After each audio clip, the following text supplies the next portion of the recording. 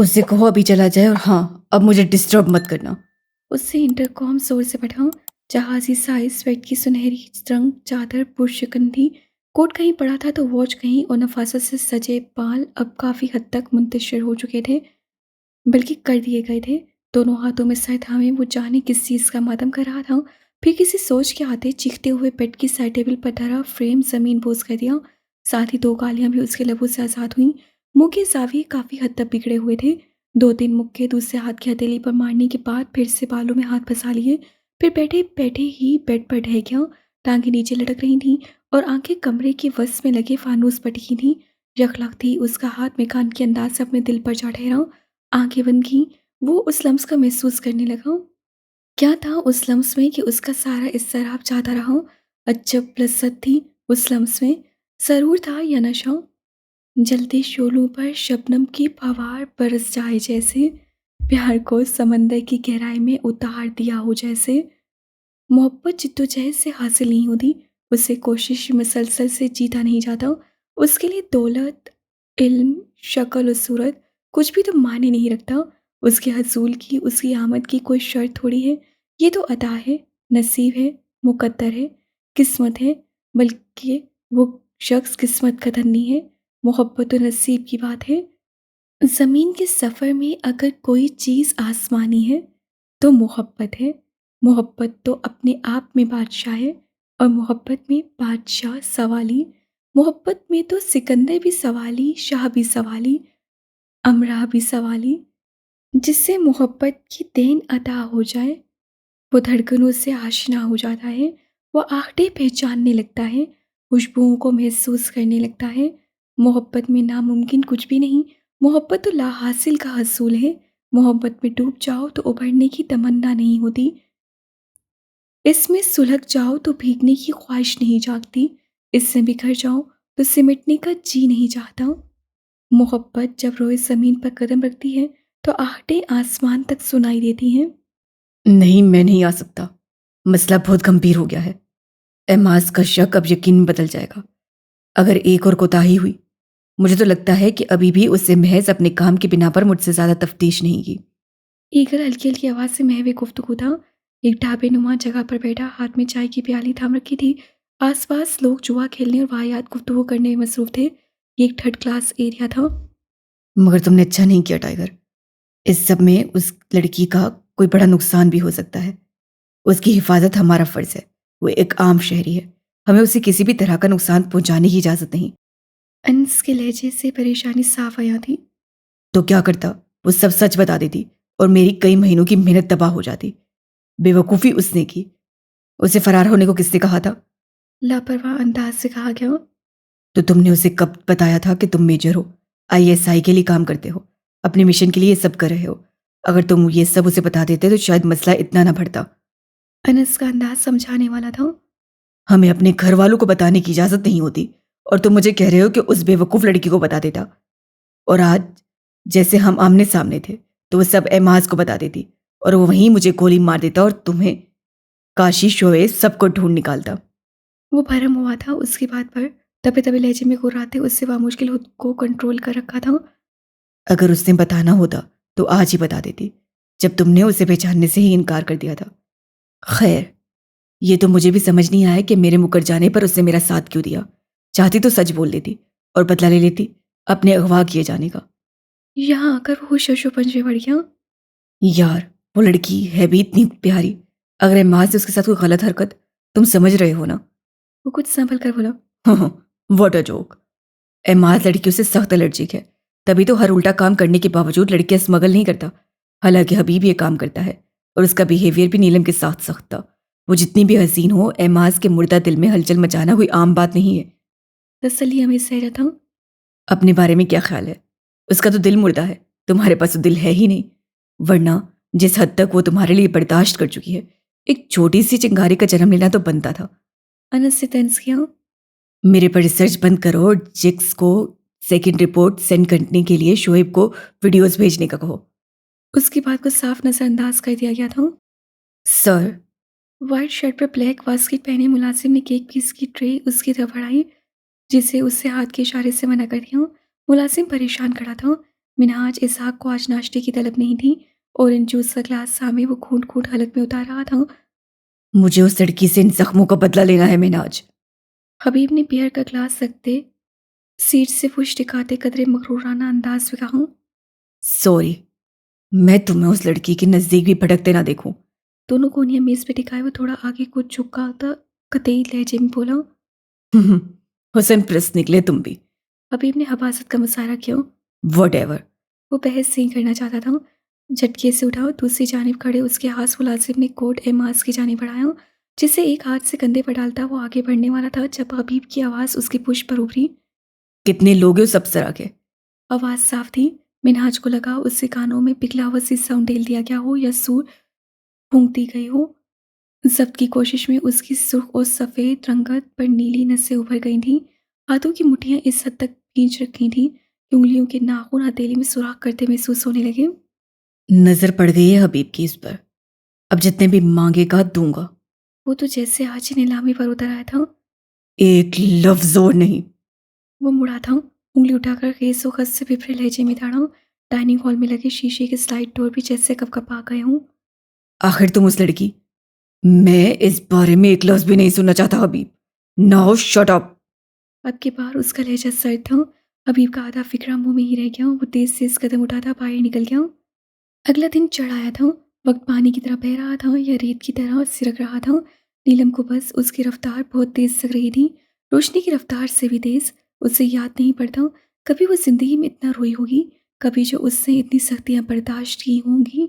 वो तो मोम की गुड़िया थी। उसे चाहने वाले उसके पिघल जाने से खौफसदा रहते थे। आज वो उन सबको पसे फुश डालकर एक अनदेखी राह, एक अनजाने जज्बे की जानी बढ़ रही थी। कोई मारवाई ताकत थी जिसने उसे मजबूर किया झूठ बोलने पर। आखिर क्यों उसने ईगल का सच नहीं बताया? टाइगर, ईगल, कमेटी मेंबर सब आपस में कटमट हो गए थे, मगर चेहरा तो वही था ना, जिससे वो अनजाने में दिल की दीवारों पर चश्मा कर बैठी थी। रोग लग गया था मोहब्बत को, दाग लग गया था इज्जत को। दोनों कीमती चीजें एक ही वक्त में छिन गई थीं। पहली मर्तबा उसे अपने इतने दिन तक घर से बाहर रहने का एहसास शिद्दत से हुआ था। पहली बार उस लापरवाह लड़की को मुआशरे की फिक्र सताई थी। रात का आया खाना भी उससे चंद निवालों के साथ सहर मार कर लिया था। कम से कम उन बेसमी लोगों से खुद को बचाने के लिए कुछ हिम्मत दरकार थी। हल्की सी आवाज़ के साथ दरवाज़ा खोला था। वही यूनानी देवताओं सा मगरूर शख्स दरवाजे के फ्रेम में उभरा था। उसकी कल की हरकत बिजली की सरहद से नीलम के जहन की स्क्रीन पर उभरी थी। उसकी रीढ़ की हड्डी में सनसनाहट सी पैदा हुई। अनजाने खौफ की लपेट में उसका बदन कँपकपाने लगा। अब वो कमरे की वसत में खड़ा था। मुलाजिम ने ट्रॉली अंदर धकेली। मिनाज ने उसे वापस जाने का इशारा किया और खुद उसकी जानिब बढ़ने लगा। उठो, खाना खाओ, फिर तुमने हार का भी बताना है। खड़े खड़े ही वो संजीदगी से बोला, जहर डाला है इस खाने में? नीलम ने तल्ख सवाल किया। नहीं, इस तरह मारने का मजा नहीं आता। वो इत्मीनान से बोला, साथ ही ट्रॉली से चीज़ें उठाकर मेज़ पर रखने लगा। उसे याद नहीं पड़ता कितने सालों बाद उसने किसी के लिए ये काम किया था। हम कह रहे हैं ना, वो हार हमारे पास नहीं है। वो बेबसी से चीखी। प्लेट मेज पर रखते मेनाज ने एक नज़र उस पर डाली और उसके पास चलाया। नीलम उसको हार के खो जाने की हकीकत बताती तो मजबूरन टाइगर और ईगल का सच ही बताना पड़ता। तभी वो लफ्ज़ से ये बैठी थी। मान लिया, नहीं है तुम्हारे पास हार। अब उठो, नाश्ता करो। बेदास सो ले जाऊं। हमें भूख नहीं है। उसके पास आकर खड़े होने पर नीलम ने नामहसूस तरीके से पैर समेटे थे। घर जाना है तुम्हें? वो एक घुटना हार्डवुड के फर्श पर टिकाए उसके सामने बैठ गया। हाँ, वो बेकरारी से फौरन सर उठाकर बोली। सब्ज का आज आंखें नम थीं, पलकें भीगी पड़ी थीं, रुखसार सुर्खी माइल हो रहे थे। होंठ का किनारा जख्मी था। उसका सफ़ेद भूरे बालों से भरा मजबूत हाथ उठा था, होले से नीलम के चेहरे की जानिब बढ़ने लगा था। जब वो और पीछे को सिरक गई, मेनार सर को झुकाते हाथ भी वापस ले गया। पहले नाश्ता करो, फिर सोचेंगे तुम्हारी माफी की क्या कीमत लगाई जाए। वो खड़ा हो चुका था। नीलम ने सर उठाकर उस सरास का शख्स को देखा। आओ। उस सोफे की जानिब इशारा करता बोला। नीलम भारी भारी कदम उठाती सोफे की तरफ बढ़ गई। शुरू करो। वो हुक्मिया लहजे में बोला। फिर वो बेड पर कोने के बल तराश होकर सेल फोन इस्तेमाल करने लगा। खाते खाते नीलम उससे भी देख रही थी। उससे मुकम्मल मसरूफ पाकर वो तेजी से उठी और दरवाजे की जानिब लपकी। जल्दी से दरवाज़ा खोलने लगी मगर वो लॉक था। जोर जोर से खींचने के बाद वो बेबसी से आंसू बहाने में मसरूफ हो गई। कर ली बेकार कोशिश, अब वापस आ जाओ और इसे फिनिश करो जल्दी। एमाज की आवाज़ पर लब कुचलती पलटी और सोफे पर बैठी उंगलियां मरोड़ती रोने लगी। 5 मिनट गुजर गए। वो उठा और मेज़ के पास चला आया। एक नज़र मेज़ से पड़े हुए आसमान पर डाली और एक उसके सबर को आजमाती अप्सरा पर। हार का बता दो और चली जाओ। वो तेज आवाज़ में बोलकर रुका नहीं। उसके जाते ही वो दोनों हाथों में चेहरा छुपाए फूट फूट कर रो दी। रात के 1 बजे का वक्त था। एमाज प्लाजा में सन्नाटा बोल रहा था। सुई गिरती तब भी आवाज़ पैदा होती। इस हद तक खामोशी थी। वो बैकग्राउंड से टेक लगाए अधखुली आंख से जाग रही थी। नींद हावी हो रही थी, लेकिन गाफिल होने से खौफ आ रहा था। ईगल को हबीब ने बुलाया था। मंशियात का हिसाब किताब करने के बाद ईगल ने काले रंग का बस्ता उसे थमा दिया, जिससे खोलने पर अंदर चांदी के अवराक में लिपटे पैसों की कट्टी मिली थी। शाबाश मेरे जीते। हबीब ने उससे कमर पर थप रसीद कर दिखाया। अब हम जाए। ईगल ने इजाज़त तलब की। हबीब ने सर के इशारे से उसे जाने का कह दिया, मगर वो नीचे जाने की बजाय लिफ्ट साइड पर आ गया। ऊपर फ्लोर पर लिफ्ट के रुकते ही उससे कान में लगे ब्लूटूथ ईयरफोन के सही एंड्स को मुहातिब किया। डन। अचानक पूरा एमाज प्लाजा अंधेरे में नहा गया। खूब अंधेरा। वो धीरे धीरे आगे बढ़ा और एक चाबी की मदद से भारी दरवाज़ा खोल दिया। खामोशी को चीरती दरवाजे की आवाज़ से नीलम फौरन ठिठक गई। वो कमरे की वस में खड़ी अंधेरे से घबरा रही थी। इस नई मुसीबत पर उसकी चीख निकलने वाली थी जब ईगल ने टॉर्च बेड पर उछालते एक रुमाल जेब से बरामद करते उसके मुंह पर रख के बेहोश कर दिया। फिर उसे अपने बाएं कंधे पर डाल दिया। उसके बेजान होते हाथ लटके पड़े थे और लंबे बाल ईगल के घुटनों को छू रहे थे। सिक्के बराबर वाली टॉर्च उसे सीढ़ियों पर डाली और वहां पड़े कथई रंग का थैला नीलम के ऊपर डाल दिया। उसका मुंह बंद करने के बाद वो बहुत तेजी से सीढ़ियां उतरने लगा। इस तमाम कार्रवाई में उससे अभी तक 5 मिनट हो चुके थे। वो थर्ड फोर्थ फ्लोर की सीढ़ियां उतर रहा था जब उसे मिनाज की चिंगारती आवाज़ सुनाई दी। वो मुलाजमीन पर चीख रहा था कि लाइट क्यों गई है, जनरेटर ऑन करो। टाइगर मैं निकल गया हूँ। अनस का पैगाम आया। पिछले हिस्से में कोई है तो नहीं? वो तभी आवाज़ से दरियाफ्त करता ग्राउंड फ्लोर पर पहुंच रहा था। नहीं। जवाब मिलते ही वो प्लाजा के पार्किंग एरिया की जाने बढ़ गया। उसका अंदाजा इतना पक्का था कि वो बगैर लाइट और रोशनी के पार्किंग एरिया तक आया था। एक एक रास्ता उसे हिफ्स हो चुका था। चपाक से पूरा एमाज प्लाजा रोशनियों में नहा गया। अलर्ट कर रिकार्ड्स की भी आंखें एक पल को चुंधे आ गई। ईगल ने ट्रक में रखने वाले मंशियात के थैलों के साथ वो थैला भी रख दिया। अरे ये लाइट को क्या हो गया था? ईगल ने थैला ट्रक में रखते हुए सरसरी सा लहजे में चुकन्ना गार्ड से पूछा, जो लोडेड राइफल ताने पार्किंग एरिया का राउंड लगा रहा था। साजिश लगती है किसी की। आज तक ऐसा हुआ तो नहीं? गार्ड ने अपनी हैरत छुपाई नहीं थी। अल्लाह खैर करे। ईगल ने कहते साथ एक बचा थैला भी ट्रक में रखा और आगे ड्राइविंग सीट पर आ बैठा। ट्रक तेज रफ्तारी से एमाज प्लाजा से निकल गया। इससे पहले भी 2 ट्रक जा चुके थे, इसीलिए ईगल पर किसी का शक न गुजरा। मिन्हाज इसाक तेजी से लिफ्ट की जाने बढ़ा। उसके हर आरज़ू से बेचैनी झलक रही थी। वो वक्फे वक्फे से लिफ्ट के बंद दरवाजे पर मुँह का रसीद करता अपना गुस्सा निकाल रहा था। लिफ्ट मतलूबा फ्लोर पर पहुंच चुकी थी। वो दौड़ते हुए आखिरी कमरे की जाने पड़ा। दरवाज़ा खुला था और कमरा खाली था। वही हुआ जिसका उसे डर था। Oh no. उससे भागने की वजह से माथे पर आए बालों को 4 उंगलियां फंसाकर पीछे किया। वो खुद भागी है या भगाई गई है? ये सवाल बहुत हादसा। मिनाज के पूरे जिस्म में शर्रें दौड़ने लगे। उसी घर में घुसकर उसे ये शिकस्त से दो चार कर दिया गया था। उसे तो समझ नहीं आ रहा था कि कोई मेन बोर्ड तक पहुंच कैसे गया। यही नहीं, जनरेटर ऑन करने जाने वाले 2 गार्ड्स को भी बेदर्दी से जख्मी कर दिया गया था। उससे रूम से बाहर निकलते अपने पीछे जोर से दरवाज़ा बंद कर दिया और दिल ही दिल में उसे फिर से तलाशने का मंसूबा तरतीब देने लगा। अब की बार बात सिर्फ हार की नहीं थी, कुछ और था जिसके बिना पर यह तलाश अब और अहमियत अख्तियार कर गई थी। टाइगर ने बेसमेंट की ड्राइव के बाद सुनसान सड़क पर ट्रक रोक दिया। ज़्यादा देर उसे बंद करके रखने से खतरा भी हो सकता था। वो ड्राइविंग सीट से उतरा और ट्रक के पिछले हिस्से की जाने बढ़ गया। उसमें से एक थैले का मुंह खोला। अंदर वो गुठड़ी बनी बैठी थी। उसे बामुश्किल बाहर निकालने के बाद ईगल छलांग मारते नीचे उतरा और फिर से ड्राइविंग सीट की जाने बढ़ गया। उसे दूर सड़क पर किसी कार की हेडलाइट्स नजर आ रही थी। उसे जल्दी से ट्रक स्टार्ट किया और रफ्तार तेज कर दी। टाइगर, उसे पहली वाली जगह मत लेकर जाना। एमाज के बंदों को उस जगह का पता लग गया है। कुछ भी हो सकता है। अनस की आवाज़ एयरफोन से उभरी। ये माल तो कैफेटेरिया ही लेकर जाना है। फिलहाल मैं वहीं जा रहा हूँ। इस वक्त वहां कोई नहीं होता। टाइगर ने टर्न लेते हुए अपने इरादे से आगाह किया। और हर्ब, डोंट वरी, वो रात रंगीन करने गया है। इत्मीनान से जवाब देकर राब्ता मुनक़िता कर दिया। मज़ीद कुछ वक़्त गुज़रने के बाद वो कैफ़ेटेरिया के पास पहुँच चुका था। उसके पिछले हाथे में ट्रक रोकने के बाद वो जल्दी से ड्राइविंग सीट से उतरा और ट्रक के पिछले हिस्से की जानिब बढ़ गया।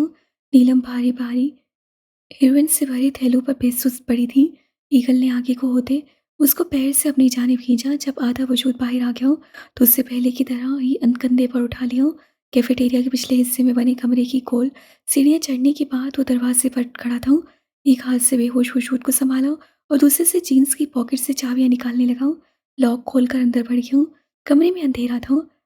अंदाज़े से चलते उसने नीलम को लकड़ी के तख्त पर लेटा दिया, फिर शेड की जानिब बढ़ गया। लाइट जलाई, कुछ रोशनी हो गई थी। पानी की बोतल तलाश करता वो वापस उसकी जानिब चला आया। 2-3 छींटे मारकर उसे धाड़ की आवाज़ से लोहे का दरवाज़ा खोलते कोई अंदर आया। ईगल फ़ौरन पलटा, साथ ही पैंट की पॉकेट से रिवॉल्वर निकाल लिया तो मेरा शक सही था।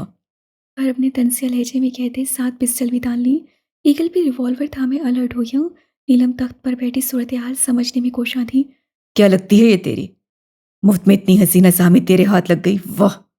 उस सवाल के साथ चिंगारी भी उड़ा रहा था। खुद चलकर मौत के पास आए हो तुम हरब। अब जिंदा सलामत वापस नहीं जा पाओगे। ईगल ने पिस्टल ताने चैलेंज किया। बड़ी आग लग रही है। मजा किरकिरा कर दिया ना तेरा। चल डील कर लेते हैं, दोनों मजे ले। उसकी मायनी खेज घटिया बात मुकम्मल होने से पहले ईगल अब की तरह उस पर झपट पड़ा। बकवास किए जा रहा है, अब भुगत। ईगल उससे अपने मजबूत कसरती बाजू में दबोचे खसबनाक लहजे में बोला, साथ ही घुटना मोड़कर उसके पेट में दे मारा। एक नहीं, दो नहीं, बार बार। हरब ने पिस्टल अब तक थाम रखी थी। इस हाथापाई में अगर वो फायर करता तो शायद उससे भी नुकसान पहुंचना। तभी वो खुद को छुड़ाने की कोशिश करने लगा। पिलागे ईगल के पेट में कोनी मारने के साथ उसके सर में भी दे मारी। फिर टांग का इस्तेमाल करते उसे दूर धकेला और जल्दी से फायर कर दिया। मबादा वो फिर ना उस पर चढ़ दौड़े। फायर की आवाज़ से बुलंद चीख नीलम के गले से बरामद हुई थी। इस तमाम कार्रवाई के दौरान वो रस्सी कामती आंसू बहाने में ही मसरूफ थी। बेदर बेवाक़ियात ने उसकी तमाम सलाहियतें जैसे मफलूज करके रख दी थी। टाइगर! नीलम की बेजान टांगों में जाने कहाँ से इतनी जान आई थी कि वो फर्श पर गिरे ईगल की जाने पड़ी थी। गोली उससे कंधे को छूकर गुजरी थी। सुख अनार रंग खून बह निकला था। अरब ने फिर से उसे टारगेट पर रखा, मगर उसके आगे नीलम थी। आज सालम ने एक हाथ से अपने करीब बैठी नीलम को दूर धकेला और डायरेक्ट फायर किया। पिस्टल अरब के हाथ से नीचे गिर चुका था। इससे पहले कि वो उसे उचकता अंदर दाखिल होते एक निकाब पोश ने उसे पुश से दबोचते नीचे फेंका और धड़ाधड़ लातों घूंसों की बरसात कर दी। अरब भी कम नहीं था। उससे भी अपने दफा में हाथ पैर चलाने शुरू कर दिए। निकाबपोश जमीन पोस हुआ। अरब पिस्टल लेने आगे बढ़ा। मेजर हाथ से उसके घुटने पर अपना बूट मारा। वो मुंह के बल गिरा। खून उसके मुंह से निकलकर आलूदा फर्श को और आलूदा कर चुका था। मेजर हाथ से उसकी गर्दन अपनी बाजू में दबोच कर मोड़ दी। फिर निकाबपोश से बोला, अनस, नीलम को लेकर जाओ। उसके पैर के नीचे हर्ब का पिस्टल था, जिससे उसे अनस की जानिब धकेल दिया। Okay sir. वो पिस्टल उठाकर नीलम की जानिब आया, जो अभी तक फर्श पे बैठी हालात को समझने की कोशिश कर रही थी। उठें। उससे नीलम को जल्दी से उठने का कहा, मगर उसकी नसें हरब की गर्दन को बेदर्दी से दबोचे ईगल पर कड़ी थी। अनस से एक नज़र उसकी नज़र के ताकों में देखा, फिर उसे बाजू से थामकर घसीटने के अंदाज से बाहर ले आया। गोल सीढ़ियाँ उतरने के बाद वो उस गली से निकलने वाले थे जब वो होश में आई। टाइगर! हम टाइगर को छोड़कर कैसे जा सकते हैं? वो बड़बड़ाई। छोड़ो हमें! उसे अनस की सख्त गिरफ्त से अपने आप को आज़ाद करवाना चाहा। नीलम, अभी आप मेरे साथ चलें, मैं आपको सेफ जगह ले जा रहा हूँ। उसके चिल्लाने पर वो रुक गया था। टाइगर अंदर है वो उसे मार देगा। हम नहीं जा सकते। हमें टाइगर के पास जाना है। आप छोड़ें हमें। आजसी और बेबसी से कहती आखिर में वो अपने महसूस अंदाज से चीख पड़ी। टाइगर को कुछ नहीं होगा, वो मेजर है। हर्ब को कंट्रोल करना उसके बाएं हाथ का खेल है। Don't worry. But main problem यह है कि हर्ब के पीछे हबीब ना आ जाए। आप समझ क्यों नहीं रही? इतनी मुश्किल से आपको वहां से निकाल कर लाए हैं। हम पर भरोसा करें। वो उसे धीमे से समझाता आराम करने की कोशिश कर रहा था। उसकी गिरफ्त ढीली पड़ी थी। नीलम ने उसे धक्का दिया और वापस गई। अनस को उससे ऐसी दिलेरी की तवक्को नहीं थी। वो संभल तो गया, मगर उसके पीछे कुछ देर बाद लपका था। वो तेज से स्वागती खोल सीढ़ियाँ चढ़ रही थी। आंखों के आगे से व्हीकल के कंधे से बहता खून दिख रहा था। जब वो दरवाजे पर पहुंची तो अंदर के मंजर ने उसकी रूह धकेला दी थी। ईगल खून में लथपथ हर्ब के ऊपर घुटना मोड़ के बैठा था। एक घुटना फर्श पर टिका था। रिवॉल्वर हर्ब के मुंह में था। 1, 2, 3, ना जाने उसने कितने फायर किए थे। आंखों के आगे अंधेरा जान जाने की बिना पर वो लहरा कर दरवाजे में ही गिर गई। मेजर आस आलम ने एक ठोकर हर्ब को रिसीव की और खड़ा हो गया। वो नीलम तक पहुंचा था जब तक अनस भी आ गया। मेजर आस आलम ने तेज और अफ की भरी नजर उस पर डाली थी। वो सर झुका कर रह गया। आप हमें कहाँ ले आए हैं? टाइगर कहाँ है? अनस कमरे में दाखिल हुआ ही था कि वो बेड से उठती बोली। नकाहत के पास आवाज़ बहुत मध्यम थी। कमरा काफ़ी कुशीदा था। फर्नीचर भी मैचिंग था मगर लकड़ी का था। डार्क ब्राउन ही पर्दे लगे थे। एलईडी बल्ब की रोशनी भी काफ़ी तेज थी जो उसके सर पर लगा था। बेड पर लेटी नीलम अब उठ बैठी थी। आधा होगा वो। आप ये जूस पी लें। अनस ने जूस का ग्लास उसे थमाना चाहा मगर वो टांगे समेट कर उससे गिर बाजू बांधे और उन पर सर रखकर रोने लगी। अनस परेशान हो गया। आप रोना तो बंद करें प्लीज, सब ठीक हो जाएगा। आप महफूज हैं यहाँ। अनस खड़े खड़े ही कह रहा था। उसे सबसे मुश्किल काम लग रहा था किसी रोती लड़की को चुप करवाना। उसकी बात पर वो मजीद जोरों शोर से रोने लगी। अच्छा देखिए, मैं आपको बताता हूँ। वो ठीक है, हॉस्पिटल गया है, जल्दी आ जाएगा। अब आप भी इसे पकड़ें। अनस से जूस का ग्लास फिर उसकी जाने बढ़ाया। नीलम ने सर उठाकर उसे देखा। अनस ने नसें चुरा ली। हम कहाँ फंस गए हैं? तुम कौन हो? टाइगर कौन है? हमें क्यों छुड़वाया वहां से? तुम सबकी आपस में क्या दुश्मनी है? हमें क्यों बीच में घसीट लिया है? हमारा क्या कसूर है? हम किस चीज की सजा मिल रही है? हम थक गए हैं। एक जगह से दूसरी जगह, एक कैद से आज़ादी मिलती है, दूसरी कैद में जाने को। वो रोते हुए उससे शिकायतें कर रही थी। अनस से गहरी सांस लेकर खुद को रिलैक्स किया। अभी आपको सब सच पता चल जाएगा, कुछ इंतजार करें। अनस सीमे लहजे में बोला। हमें अभी बताएं टाइगर कौन है? उसके इतने रूप क्यों है? आपने नहीं बताया तो हम शोर मचा देंगे। नीलम ने कहते साथ ही साइड टेबल पर पड़ा गुलदान भी उठा लिया। अनस अब भी खामोश खड़ा था, जैसे उसकी धमकी पर कोई फर्क न पड़ा हो। टाइगर मेजर आसालम है। इसके अलावा कुछ भी आपको बताना हमारे लिए खतरे का बायस बन सकता है। वो बात करते करते कब नीलम की तरफ आया वो महसूस नहीं कर सकी। उससे गुलदान उसके हाथ से आराम से ले लिया और जूस का ग्लास समा दिया। अब जल्दी से इसे खत्म करें और मजीद धमकियां देने के लिए जान पैदा करें। वो तंज कर रहा था। शायद, पता नहीं, बस नीलम ने उसे मुस्कुराते देखा था। फिर उससे जल्दी से जूस खत्म कर लिया। अनस से टेबल पर पड़ा जग उठाया और उसके हाथ से ग्लास लेने की बजाय और जूस डाल दिया। नीलम ने हैरान नजर से उसे देखा। देख क्या रही हैं? खत्म करें इसे, रिस्क जाया नहीं करते। दादी अम्माओं वाला लहजा। उससे ग्लास लबों से लगा लिया। अनस टेबल के किनारे ही बैठ गया। कमरे में बेड के सिवा एक सोफा मौजूद था बैठने को। Good girl. नीलम के हाथ से आधी गिलास लेते और शाबाशी देने लगा। वो अब सेल की जाने मुतवज्जा हो चुका था। उसकी उंगलियां तेजी से टाइपिंग करने में मसरूफ थी। फिर वो कॉल पर मसरूफ हो गया। 1 मिनट की बात के बाद वो कमरे से बाहर निकल गया। नीलम भी जल्दी से बेड से उतर गई। कमरे के बाहर लाउंज था, खासा बड़ा था।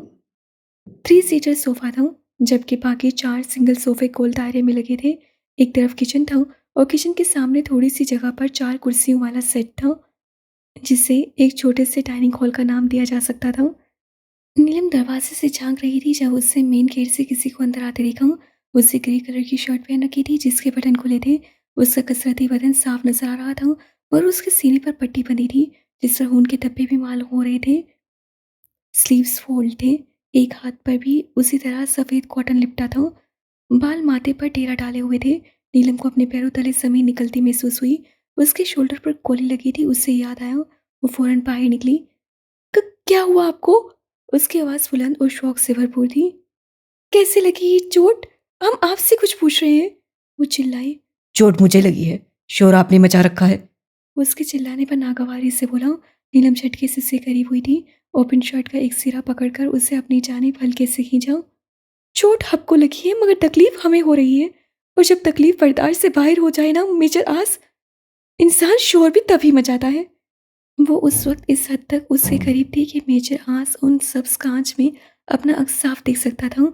अपने ठाठे मारता जज्बात का तूफान आसानी मुलायजा कर सकता था। उससे एक पल को अपनी नजरें ना झुकाई थी। उसकी आंखों में देखती वो अपने जुनून की इंतहा बता रही थी, बहक जाने को मजबूर कर रही थी। क्यों नहीं करते आप हमसे मोहब्बत? शर्ट पर गिरफ्त और मजबूत करके एक और झटके से मजीद फासला समेट लिया। उसकी स्याह जहानत से चमकती आंखों में देखते जज्बात से बोझल लहजे में इस्तफसार किया था। मेजर आज से सांस तक रोक ली थी। फिर चेहरा मोड़ लिया, ताप नहीं ला पा रहा था वो उन जज्बों से लबरेज निगाहों में देखने की। नीलम छोड़े। वो दबे दबे लहजे में उसके हाथ अपनी शर्ट से हटाते बोला। अनस दरवाज़ा लॉक करता पलटा था। मेजर आस को अनस के सामने उसकी बेबाकी सख्त खली थी। नीलम सरफ हादसे पर हो चुकी थी। अनस पास चला आया। टाइगर, यहाँ क्यों खड़े हो? अंदर चलो। अनस के कहने पर वो कमरे में चला गया। नीलम भी पीछे ही आने लगी थी जब अनस बोला। प्लीज़ आप यहीं एडजस्ट कर लें। अनस का लहजा मौसत करता था, मगर उससे तीखी नजर अनस पे डाली और कमरे में चली गई। अनस भी उसके पीछे ही चला आया। हमें सब सच सच बताएं, ये सब क्या चल रहा है और हमें इसमें क्यों घसीटा जा रहा है?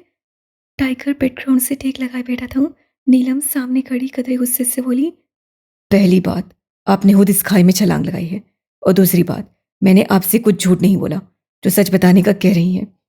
हमेशा की तरह सख्त लहजा, संजीदा अंदाज। हमने छलांग लगाई है या आपने धक्का दिया है? काटदार लहजा। मैंने नहीं कहा था कि आप अकेली ईद के दिन किसी घर में धड़ल्ले से घुस जाएं। ना ही मैंने आपको एमाज का हार अपने पास रखने का कहा था। वो इत्मीनान से नीलम को उसकी गलतियां बता रहा था। हमें मरकत बहुत पसंद है और यही हमारी गलती थी। आप सही कह रहे हैं, हमें वो हार नहीं उठाना चाहिए था। वो पहली बात को नज़रअंदाज करती अपनी गलती तस्लीम करती बेड के पास पड़े टेबल पर ही बैठ गई। अनस कमरे से जाने कब क्या था उसे महसूस नहीं हुआ। मरकत, यू मीन जुमर्द का पत्थर। नीलम ने सर झुकाया, स्वाद में सर हिलाया। फिर भी वो हार नहीं उठाना चाहिए था। कई बार हमारी पसंदीदा चीज़ें ही हमें सख्त नुकसान से दो चार करती हैं। वो सर ऊंचा करता कमरे की छत की जानिब देख रहा था। शर्ट अब तक खुली थी। नीलम अब उसकी जानिब देखने से हिचकिचा रही थी, जबकि कुछ देर पहले वो कैसे उसके लिए बेकरार हो गई थी। आपको किसने बताया कि मेजर आसालिम हूँ? जज्बात में आकर नीलम ने उसका पूरा नाम ले लिया था। वो तो खुद भूल चुकी थी, मगर मेजर आज शार्प माइंड इंसान था। उसकी जीरक निगाहें तो इंसान का अंदर तक छान लेती थी। वो वो नीलम उंगलियां मरोड़ने लगी। आज आलम को समझ नहीं आती थी। ये लड़की अजीब से भी अजीब तर थी। कभी बोल्डनेस का मुजाहरा करती तो कभी बिला वजह नर्वस होती। कभी पिस्टल देखकर ही सच बोल देती, कभी रिवॉल्वर को गर्दन में महसूस करके भी झूठ पर डटी रहती। मैंने बताया था सर। अनस एक प्लेट में हल्दी मिला दूध का गिलास लिए अंदर दाखिल होता बोला। आज आलम ने शिकायती नजरों से उसे देखा, फिर उसकी बढ़ाई प्लेट से गिलास उचक लिया।